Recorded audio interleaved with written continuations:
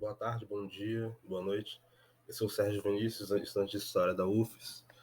Hoje eu vou falar um pouco sobre futebol, novamente, mas agora um pouco sobre futebol e remo, porque no século XIX, o futebol e o remo nasceram com prática esportiva dentro do Brasil.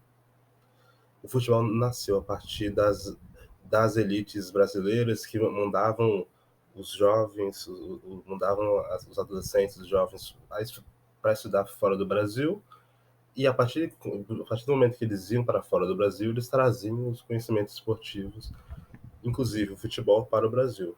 Então isso acontecia. E foi assim que o futebol surgiu no Brasil. Então o futebol surgiu como, como parte de uma agrupação das elites econômicas do Brasil, das elites econômicas e políticas do Brasil. Então era um esporte muito elitista, no século XIX, século XX, nesse início. E o remo também é um esporte elitista. Porém, aconteceu o seguinte: o futebol, por ser um esporte em que poderia se utilizar da criatividade para poder fazer uma bola com uma meia, como o livro O Negro no Futebol Brasileiro afirma, o Negro no Futebol Brasileiro, do jornalista Mário Filho, afirma que no século XX as crianças que não eram tão abastadas, elas brincavam com o esporte de futebol, pegando meias e formando bolas com a meia e jogando na rua. Então, o futebol é um esporte um pouco com essa especificidade, que é possível utilizar da criatividade para poder praticar o esporte em vários locais diferentes, de maneira que, mesmo sendo um esporte que nasceu a partir das elites econômicas, é um esporte que consegue abranger uma população muito maior e com isso alcançar uma popularidade maior também. Então o futebol começou a ser praticado e a ser popularizado de forma geral na população, é claro, aos poucos, bem aos poucos.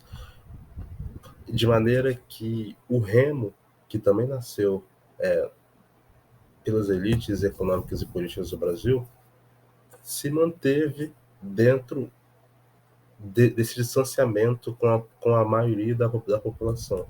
E aconteceu essa dualidade entre remo e futebol, entre o esporte em que as pessoas mais pobres conseguiam se integrar, principalmente, por exemplo, em torcidas, torcendo de maneira geral nos campos para os times, mas ainda assim, dentro da torcida existia a divisão entre a arquibancada das pessoas mais abastadas, dos ricos, e, portanto, dos ricos, podemos contar assim, com a maioria branca, com a população mais pobre, que podemos colocar assim também com a maioria de negros.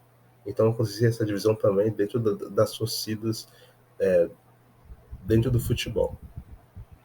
E essa divisão acontecia também entre os esportes de maneira geral, o remo e o futebol.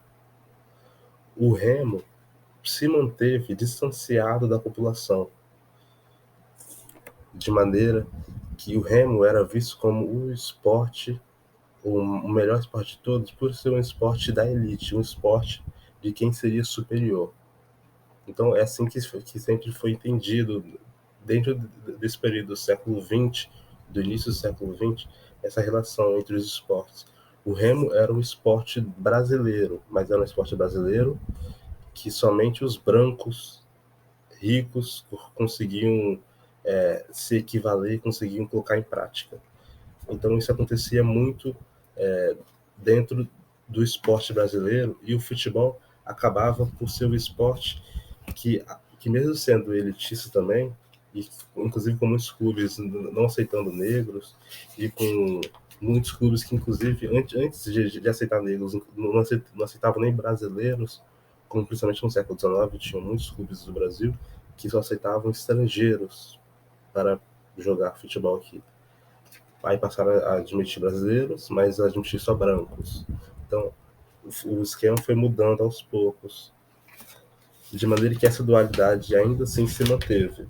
Eu estou procurando um texto aqui, que é um texto que eu achei muito interessante, que o Mário Filho coloca no texto dele, sobre futebol.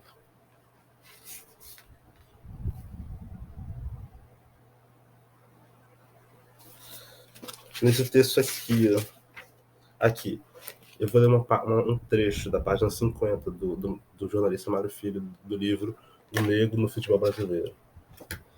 Eu vou ler um trecho. Abre aspas. Acabado o jogo, não havia casca de laranja, pedaço de pau, pedrinha no meio da rua que não levasse um chute. Aí estava a razão da popularidade do futebol. A vocação de todo mundo para ele.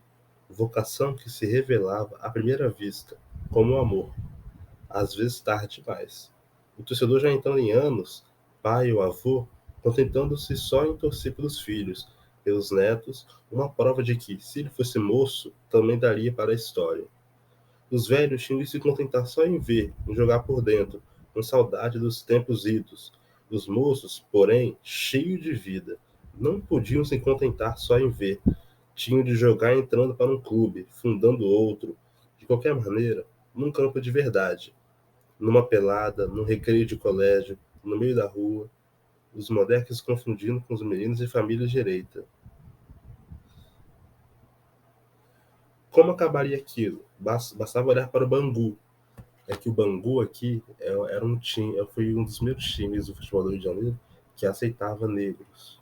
E era um time que tinha de maioria de operários. Os ingleses ficando de fora, pouco a pouco. Mais operários no time. Menos mestres. Preto barrando branco. Não seria o destino do futebol? O futebol se tornando brasileiro demais. Não brasileiro como o Remo. O Remo era brasileiro a seu jeito. Brasileiro, mas branco. Fecha aspas. Assim termina esse vídeo sobre a relação entre o Remo e o futebol dentro da sociedade brasileira, principalmente a sociedade brasileira do Rio de Janeiro. A população do Rio de Janeiro, que é onde o Remo e o futebol estavam muito fortes. Falou.